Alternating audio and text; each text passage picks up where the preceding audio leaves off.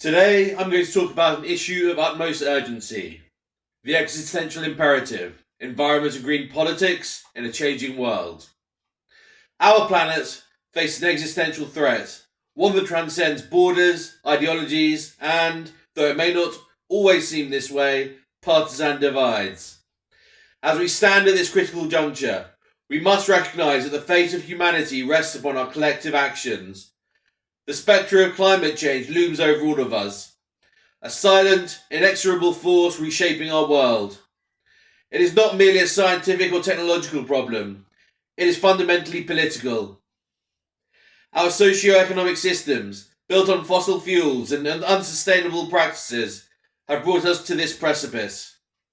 The Intergovernmental Panel on Climate Change warns that we have less than 2 decades to limit atmospheric carbon dioxide concentrations before irreversible consequences set in. The safe limit of 450 parts per million is within sight. And eco-anxiety grips our youth and humanity, influencing their life decisions and mental health.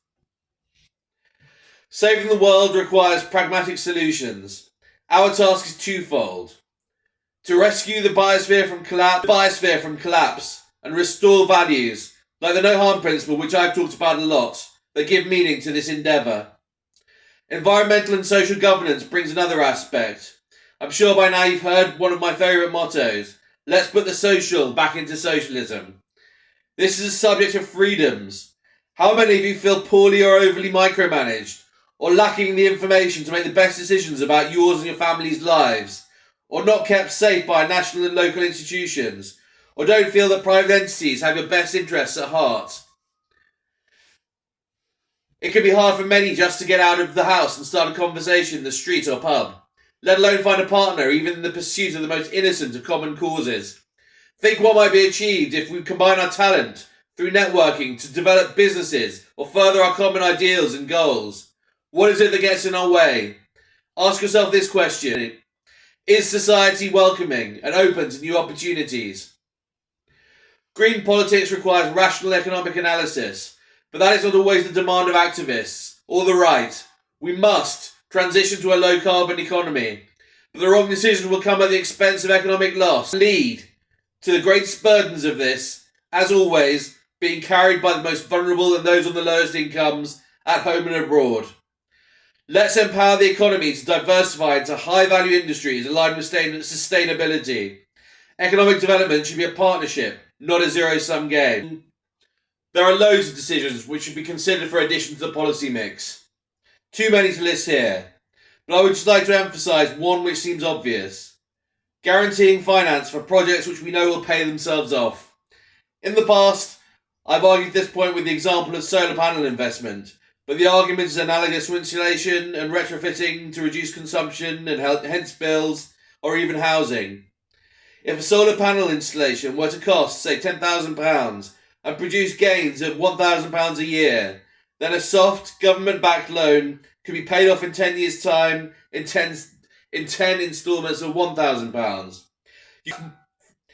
You could even pay back for more than 10 years, either modifying the repayment schedule to take into account inflation or interest payments. But crucially, the debtor and the environment would be better off in the long run. Perhaps this was why Labour reneged on their rush through environmental commitments. Not that I have any particular problem with the idea of spending £28 billion on the green economy. Every time we incentivise markets to provide necessary spending, there is an opportunity that more of our precious tax receipts, and hence public spending, can be spent on other priorities, like the health service. I tend to switch off when environmental issues come on the media. I really only take heed of new or outstanding ideas or developments, given that I prefer to read high-level economic analysis on the subject. But that doesn't mean the contribution of the media is totally pointless. Whether or not we all understand the intricacies of optimization problems like carbon pricing, the drivers of innovation, technical standards and good governance, or how to assess productivity or create wealth, we do need to communicate that the vast majority of our democracy both care and are concerned about the environment and green issues, and that we demand action from those in power. In closing, let us heed the call of our times. Environmental politics is not a luxury, it is our lifeline. We have the power to save the world, to forge a path that transcends nihilism and denial, that also renews our shared values. Let us act boldly, but optimally, for the sake of our planet, our lives, and those of future generations.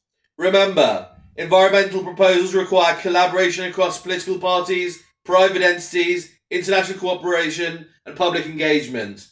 Let us work together to create a sustainable future. Comrades, as ever, I promise you socialism. Thank you.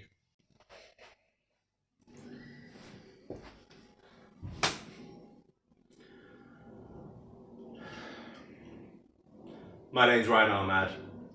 I have many specialisms that I won't be telling you about, but I can tell you that I'm expert in applied economics, cyber ethics, and modern statecraft.